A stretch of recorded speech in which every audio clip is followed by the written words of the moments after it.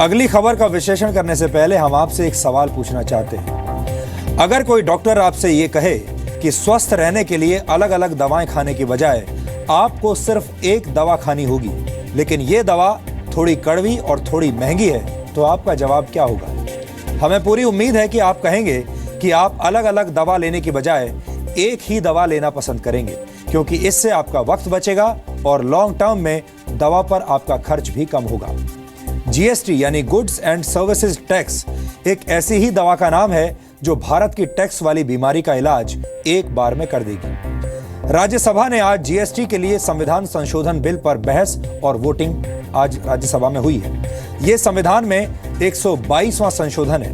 इसे भारत में टैक्स सुधारों को लेकर आजादी के बाद से अब तक का सबसे महत्वपूर्ण संवैधानिक संशोधन माना जा रहा है। राज्यसभा में जीएसटी को लेकर संविधान संशोधन को मंजूरी मिल जाने के बाद पूरे देश में जीएसटी को 1 अप्रैल 2017 से लागू किया जा सकता है, जिसके बाद भारत एक सिंगल टैक्स वाली अर्थव्यवस्था बन जाएगा। यानी देश में वस्तुओं और सेवाओं पर लगने वाले अलग अलग तरह के टैक्स खत्म हो जाएंगे और फिर एक नए आंकड़े के मुताबिक देश के करीब 132 करोड़ लोग सेवाओं और वस्तुओं पर सिर्फ एक तरह का टैक्स देंगे, जिसे जीएसटी के नाम से जाना जाएगा।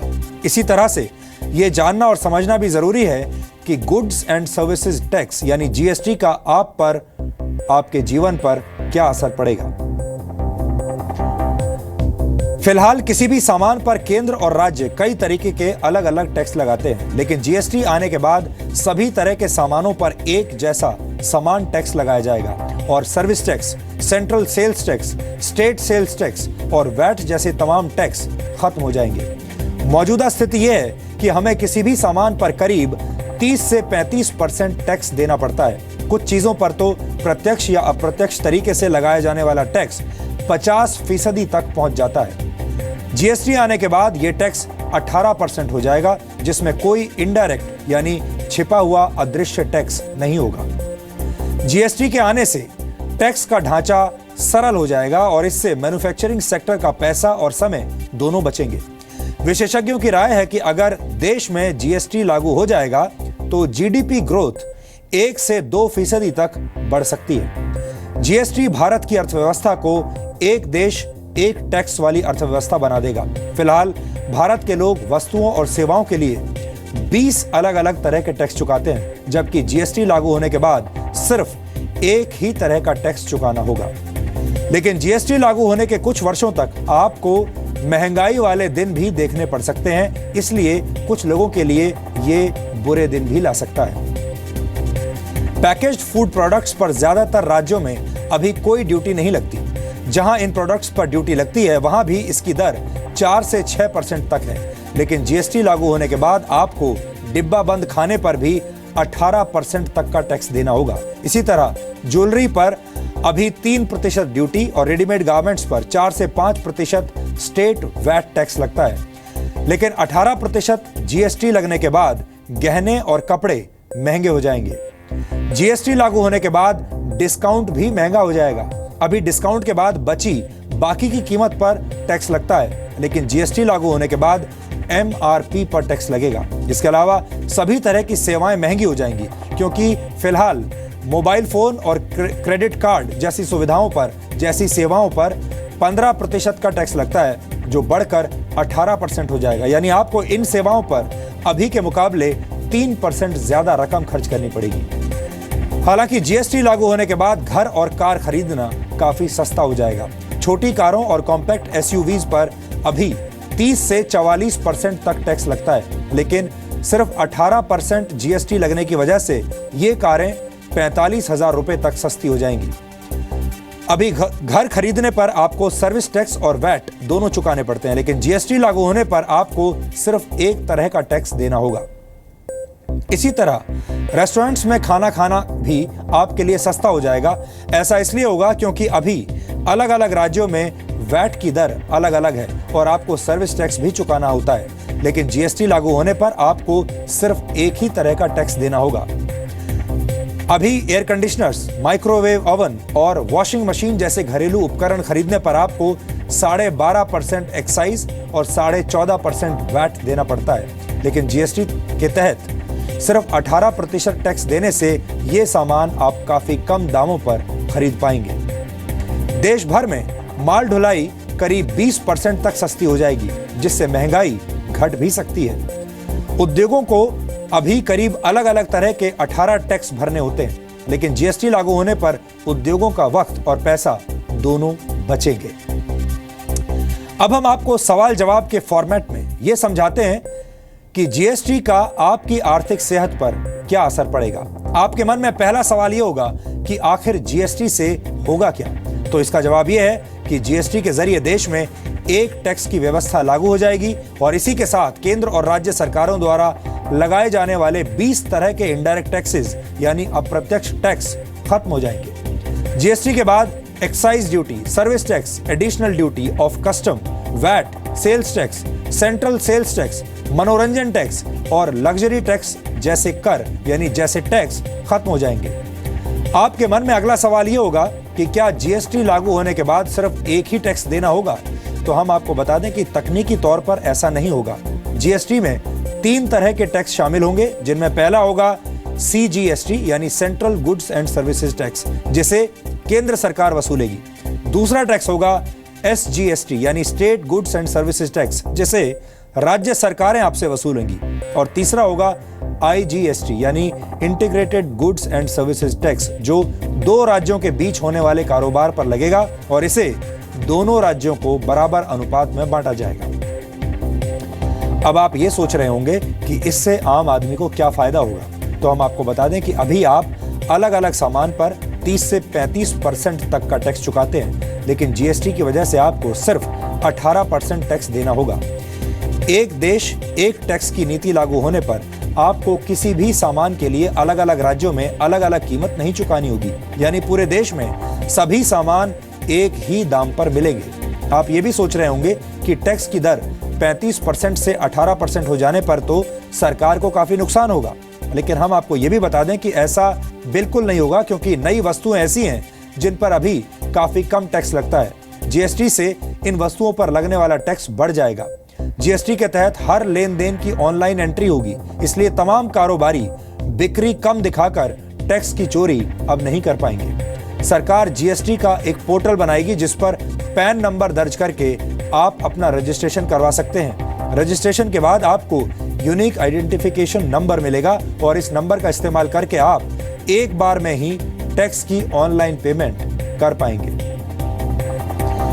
जीएसटी बिल को लोकसभा ने 6 मई 2015 को मंजूरी दे दी थी, लेकिन राज्यसभा में इस बिल को पास करवाने के लिए केंद्र सरकार को इसमें कई संशोधन करने पड़े, कई बदलाव करने पड़े। देश के ज्यादातर राज्य जीएसटी के समर्थन में हैं, लेकिन राज्यसभा से पास हो जाने के बाद भी जीएसटी को लागू करवाने में काफी वक्त लग सकता है, क्योंकि देश के सभी राज्यों को अपनी अपनी विधानसभाओं में इसे पास करवाना होगा। और आपको बता दें कि संविधान में संशोधन के लिए देश के आधे से ज्यादा राज्यों को इस बिल को मंजूरी देनी होगी। राज्यों में जीएसटी बिल पास हो जाने के बाद जीएसटी काउंसिल की स्थापना की जाएगी, जिसमें केंद्र और राज्य के प्रतिनिधि शामिल होंगे जो बिल को अंतिम रूप देंगे। अगर ऐसा हुआ तो नवंबर में सरकार इसे लागू करने की घोषणा कर सकती है। सरकार की कोशिश है कि इस बिल को 1 अप्रैल 2017 से पूरे देश में लागू कर दिया जाए, लेकिन विशेषज्ञों के मुताबिक कानूनी दिक्कतों की वजह से जीएसटी अगले वर्ष अक्टूबर या नवंबर तक ही लॉन्च हो पाएगा। जीएसटी की नींव आज से 16 वर्ष पहले अटल बिहारी वाजपेयी की सरकार में रखी गई थी। अब आप अंदाजा लगाइए कि इसे यहां तक पहुंचते पहुंचते 16 साल लग गए। इसके बाद वर्ष 2007 में यूपीए की सरकार के दौरान वित्त मंत्री पी चिदम्बरम ने बजट में 2010 से जीएसटी लागू करने का प्रस्ताव रखा था। सैद्धांतिक रूप से बीजेपी और कांग्रेस दोनों जीएसटी का समर्थन करते रहे हैं, लेकिन कुछ पॉइंट्स ऐसे थे जिनकी वजह से इस बिल को राज्यसभा में कांग्रेस का समर्थन नहीं मिला। कांग्रेस केंद्र द्वारा सभी सेवाओं और वस्तुओं पर 1% ज्यादा टैक्स लगाए जाने के फैसले के विरोध में थी, जिसे सरकार ने अब बिल से हटा दिया।